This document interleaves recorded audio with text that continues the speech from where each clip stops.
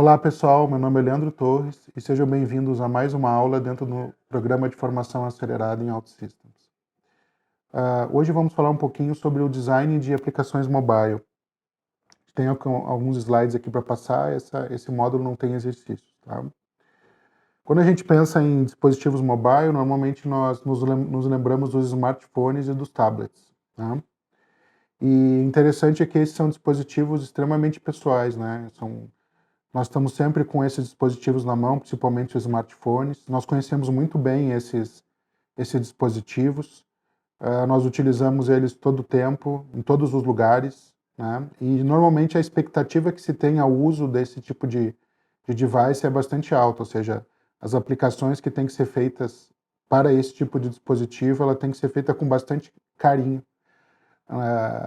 E pensando um pouco no uso desses dispositivos, né, como eles são utilizados. Tá?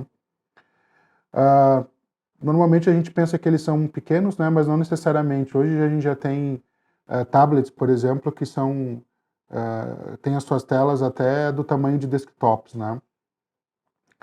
E também a entrada de informações, né, uma vez que a nossa aplicação está criada, a entrada de informações dessas aplicações pode ser feita das mais variadas maneiras, né? Ou podem ser dos mais variados tipos. A gente pode pegar, por exemplo, uma geolocalização, nós podemos, por exemplo, capturar informações através do microfone, utilizar um Touch ID ou uma câmera e assim por diante. Todas essas informações elas podem ser armazenadas dentro da nossa aplicação, feita na plataforma OutSystems, feito das nossas estruturas, dentro das nossas entidades, ou mesmo dentro das nossas variáveis, né? E isso ser utilizado dentro dos nossos fluxos, dentro da nossa lógica, das nossas aplicações, tá? E também a gente consegue interagir com os consumidores da aplicação, né, os usuários da nossa aplicação das mais variadas maneiras, né? Nós conseguimos mostrar informações na tela, a gente consegue mandar um push notification para chamar a atenção do nosso usuário, a gente consegue vibrar o aparelho, ou mesmo até através de um alerta de áudio, chamar a atenção do nosso usuário para a nossa aplicação. Né? Em relação ao processamento, né, normalmente os desktops eles têm mais processamento, poder de processamento, isso até porque os dispositivos eles têm uma limitação em relação ao tamanho, temperatura e também o poder da bateria, né? Mas isso está cada vez mais ficando igual, né? E, por outro lado, o processamento, né, do ponto de vista gráfico, depende também do device, né? É incrível que muitos dispositivos mobile, mesmo tendo um espaço menor para conter componentes, ele já tem até resoluções melhores que muitos desktops, né?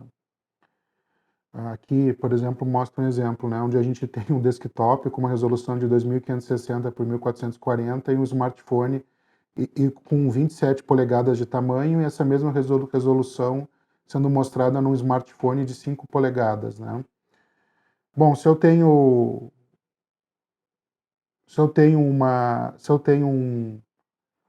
uma mesma resolução, né, ou uma resolução alta sendo mostrada num espaço muito menor, isso é um fator que tem que ser levado em consideração, né? Porque provavelmente os elementos que são criados na nossa tela, num smartphone, eles vão estar muito mais próximos, né? E de acordo com o uso que nós temos desse device, como nós interagimos com ele, essa é uma informação importante e relevante na hora da criação da aplicação em si, tá? Bom, os dispositivos são usados em todo lugar, né? Seja enquanto a gente está esperando o metrô, a gente está ali distraído, vendo um vídeo, uma notícia, etc. E até mesmo quando a gente está na roda com os amigos, a gente eventualmente está conversando com o amigo, depois olha um pouquinho o celular, ou seja, a forma que nós interagimos com o celular, seja esperando no metrô, olhando um vídeo por mais tempo, ou então numa roda de amigos, tendo uma interação pontual com o dispositivo, mas enfim, a gente quando planeja uma aplicação, a gente tem que pensar que essas situações podem acontecer, tá? Então, o design da aplicação é muito importante, né? Então, geralmente a gente está com um olho, né? Por exemplo, quando nós estamos caminhando com o celular na mão, geralmente a gente está com prestando atenção com o olho no celular e também estamos utilizando, através da navegação, um dedo, né? Geralmente o dedão a gente está utilizando para navegação, tá? Então, o nosso design ele tem que levar em consideração que a atenção ela é parcial, ela não é uma atenção total no dispositivo, tá? Então, os telefones eles são portáteis, então, por ser portáteis, a nossa aplicação está sujeita a ser interrompida todo o tempo, a sua execução. A atenção fica fragmentada, certo? Então, as sessões de informações elas têm que ser bem objetivas, curtas, tá? E é interessante que a atenção do usuário é equivalente a uma criança de 6 anos, né? Então, quando alguém está utilizando um dispositivo desses, mobile, a atenção daquele usuário da nossa aplicação seria o equivalente a uma criança de 6 anos, né? Bom, qualquer lugar a gente utiliza os nossos devices móveis, né, em qualquer momento, e normalmente nós utilizamos as nossas mãos, né? Então foi feita uma pesquisa onde 49% ou quase a metade das pessoas, em média, utilizam o celular segurando com uma mão e navegam com o dedão. 36% dos usuários de uma aplicação feita para mobile utilizam mais de um dedo, né? Seguram o celular com uma das mãos e com outro dedo, não o dedão, navegam, tá? E apenas 15% seguram o celular com as duas mãos e digitam ou acessam ou navegam pela aplicação usando os dois dedões, né? Tá? Então a maioria, a maioria esmagadora acaba utilizando um dos dedos só para fazer a navegação, tá? Quando a gente olha o iPad, 65% acaba utilizando ele na inclinação horizontal e 35% na vertical. Mas é comum também as pessoas, dependendo da situação que estão, ficarem invertendo a orientação do tablet, perdão, e na hora de navegar, tá? Então a gente, quando criar a aplicação, tem que pelo menos verificar como a nossa aplicação se comporta na horizontal e também na vertical, tá? No smartphone, a maioria utiliza na vertical mesmo, mas no tablet tem essas duas orientações aí que são bastante utilizadas. Se bem que a gente não utiliza tanto com as mãos, né? O que nós utilizamos mesmo são os dedões para navegar, né? E os dedões, eles têm tamanhos diferentes, né? Se a gente for pensar numa escala de diâmetro de dedões, o bebê ele tem um diâmetro de cerca de 7 milímetros. Um jogador de basquete profissional, por exemplo, americano lá, ele tem em média 18, 19 milímetros de diâmetro o dedo, né? Sendo que uma pessoa, a média, né, a média da população mundial, geralmente um dedão, ele tem 11 milímetros de diâmetro, né? Mais próximo do bebê do que do jogador de basquete americano. Mas isso a gente tem que levar em consideração para que na hora da navegação na aplicação a gente não coloque elementos muito próximos e acabe atrapalhando a navegação do nosso usuário, né? Então, para vocês terem uma ideia, 7 milímetros, que é o dedão de uma criança, né, de um bebê, são equivalente a um quadrado, né, de 40 pixels de lado.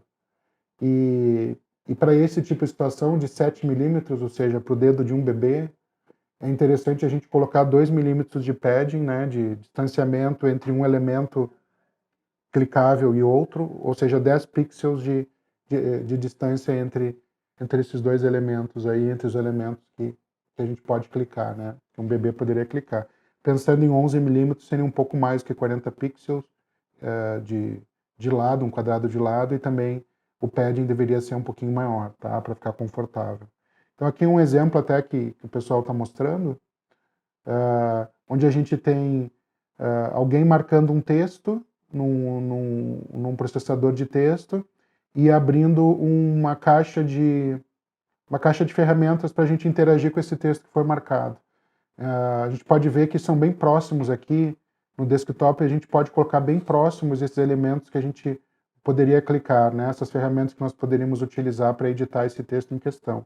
Se a gente estivesse pensando no mobile, já nós teríamos que deixar muito mais espaço entre essas ferramentas, né? Em virtude da gente estar utilizando não o mouse para acionar esses botões, essas ferramentas, mas sim o dedo, né? O dedão. Também tem na pesquisa o pessoal definiu aqui o espaço da tela onde mais o pessoal, ou é mais fácil do pessoal ah, alcançar a nossa aplicação, né, os elementos da nossa aplicação. Então, aqui em verde, aqui tem um espaço da tela, a área da tela, onde é mais natural que a gente, com o movimento do dedão, a gente acesse a aplicação, né? Na amarela já tem que ser um dedão, é mais esforço, né? Precisa se esticar um pouco mais para poder acessar uma aplicação que foi feita e tem elementos nessa parte amarela, né? E essa parte vermelha já são lugares assim que é muito difícil da pessoa alcançar só com um dedão, né? Ou seja, segurando o celular com uma mão e utilizando o dedão apenas para navegar, que é onde quase metade das pessoas utilizam, da forma que quase metade das pessoas utilizam o celular, tá? Também a gente tem que se lembrar que a atenção do nosso usuário ela é muito disputada, até porque o celular ele está levando o celular, ou o smartphone, ou o tablet para tudo que é lugar, e então ele está caminhando, ele está conversando, ele tá interagindo com muito mais elementos. Então, quando a gente for mostrar as informações numa aplicação, num desses dispositivos, no smartphone ou no tablet, é interessante que a gente seja objetivo com a informação crucial, certo? Por performance é bacana também, a gente carrega a informação crucial, importante, mais rapidamente, e aí se a gente deixa a opção pro nosso usuário da aplicação, se ele quiser ter mais informações, ele clica e ele carrega a informação adicional, mas logo de início ele já tem o mínimo de informações que ele precisa rapidamente para executar a ação que ele está buscando ou tomar a decisão que ele precisa tomar, tá? Bom, uma outra coisa que devemos levar em consideração também, que tanto para no celular tem pessoas que utilizam tanto para uso pessoal, né? Então e normalmente nós vemos aplicações que nós chamamos business to customers, né? Que são criadas para a gente como um cliente, a gente como para uso pessoal como um cliente, e também